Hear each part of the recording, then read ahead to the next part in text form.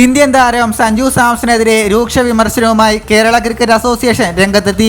സഞ്ജുവിന് തോന്നുമ്പോൾ വന്ന് കളിക്കാനുള്ളതല്ല Kerala cricket ടീമെന്നാണ് KC അധ്യക്ഷൻ ജയേഷ് ജോർജ് തുറന്നടിച്ചത്. സഞ്ജുവിനെ ചാമ്പ്യൻസ് ട്രോഫി ടീമിൽ നിന്ന് ഒഴിവാക്കിയതിന് പിന്നിൽ KC ആണെന്ന ശശി തരൂരിന്റെ ആരോപണത്തിന് പിന്നാലെയാണ് ജയേഷ് ജോർജിന്റെ രൂക്ഷ വിമർശനം. വിജയ് ഹസാരെ ട്രോഫി ക്യാമ്പിൽ പങ്കെടുക്കാത്തതിനെ വിമർശിച്ച ജയേഷ് ജോർജ് ക്യാമ്പിൽ പങ്കെടുക്കാത്തതിന്റെ കാരണം പോലും സഞ്ജു അറിയിച്ചില്ലെന്ന് പറഞ്ഞു.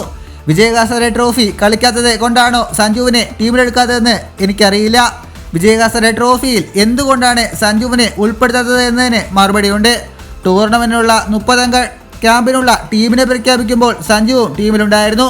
സഞ്ജു ടീമിനെ നയിക്കുമെന്നായിരുന്നു ഞങ്ങളുടെ വിശ്വാസം. പക്ഷേ അദ്ദേഹം ക്യാമ്പിൽ പങ്കെടുത്തില്ല.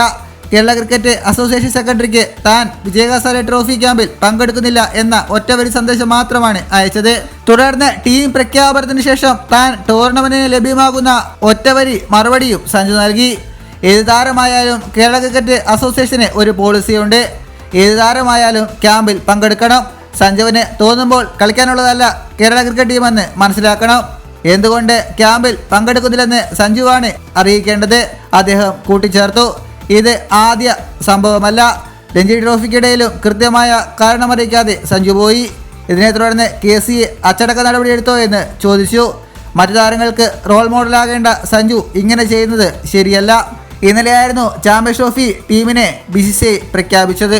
ഇതുപോലുള്ള പുതിയ വാർത്തകൾക്കായി ചാനൽ ഇപ്പോൾ തന്നെ മറക്കാതെ സബ്സ്ക്രൈബ് ചെയ്ത് വയ്ക്കുക.